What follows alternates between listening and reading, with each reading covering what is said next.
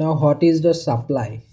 In economics আমরা সাপ্লাইকে এভাবে define করতে পারি যে the amount of A product that a seller is whaling and able to produce and move and make the product available for sale on a given price level during a specific period.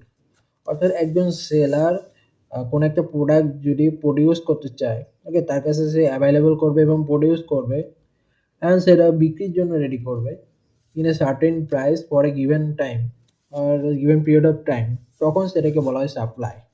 অর্থাৎ একটা প্রোডাক্টের production, ঠিক আছে, একটা প্রোডাক্টের production, তার availability,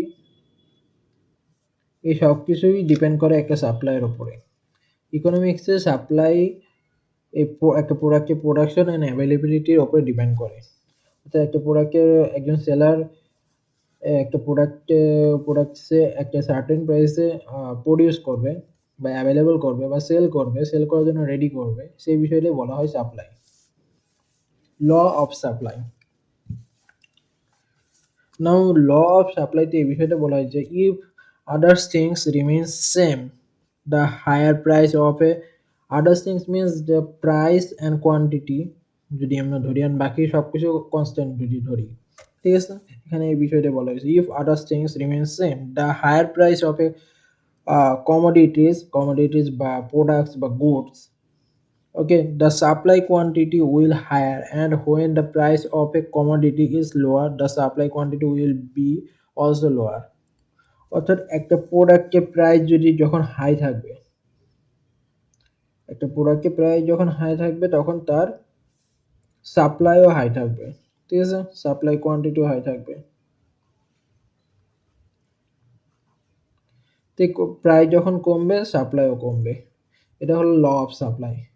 এখানে বিষয়টা এমন হচ্ছে যে একটা প্রোডাক্টের প্রাইস যদি বেশি হয়, সাপোজ একটা প্রোডাক্টের প্রোডাকশন কোস্ট আছে, তো প্রোডাকশন কোস্ট কিন্তু সেম থাকতেছে, প্রোডাকশন কোস্ট সেম থাকতেছে। এখন যদি প্রাইস হাই হয় তাহলে এখানে ওই প্রোডাকশন করে ওই প্রোডাক্টটা সেল করলে সেলারের এখানে প্রফিটটা বেশি থাকবে। যেহেতু প্রফিট বেশি থাকবে তো সে এটাকে বেশি পরিমাণে সাপ্লাই করবে। আর কোনো প্রোডাক্টের যদি প্রফিট কম থাকে, প্রোডাকশন করে যদি সে প্রফিট কম পাচ্ছে তো সেটা সে খুব বেশি পরিমাণে সাপ্লাই করবে না। তো সাপ্লাই অফ লতে এই বিষয়টাই বলা হচ্ছে। সাপ্লাই অফ ল এর গ্রাফটা ঠিক এরকম, সাপোজ প্রাইস 1 যখন আছে তখন সাপ্লাই, সাপোজ Q1, যখন প্রাইস 2, যখন প্রাইসটা বাড়বে তখন সাপ্লাই আরও বাড়বে, Q2 হবে, দেন Q3 হবে, Q4 হবে। প্রাইস যখন P3 অর্থাৎ প্রাইস যখন আরও বাড়ছে তখন সাপ্লাই আরও বাড়বে। তো সাপ্লাইয়ের গ্রাফটা ঠিক এইভাবে হয়, and the curve will be like this. So এটা হলো সাপ্লাইয়ের curve. What is the supply function? Supply ফাংশনকে আমরা এইভাবে ডিফাইন করতে পারি যে a supply function is a, we can define a supply function as a tool. A supply function is a tool that used by a economist to measure the relationship between price and quantity.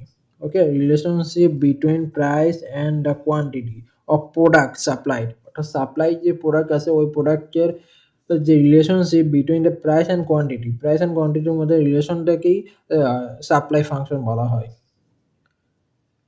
The supply function can be described with three variables: price, quantity of supplied and cost. Supply function এই তিনটা variable উপর depend করে। The supply curve is the graphical representation of the law of supply.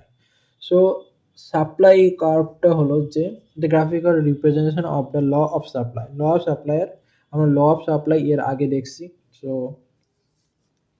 ওই law of সাপ্লাইয়ের graphical যে রিপ্রেজেন্টেশনটা আছে ওইটাকে বলা হয় সাপ্লাই কার্ভ।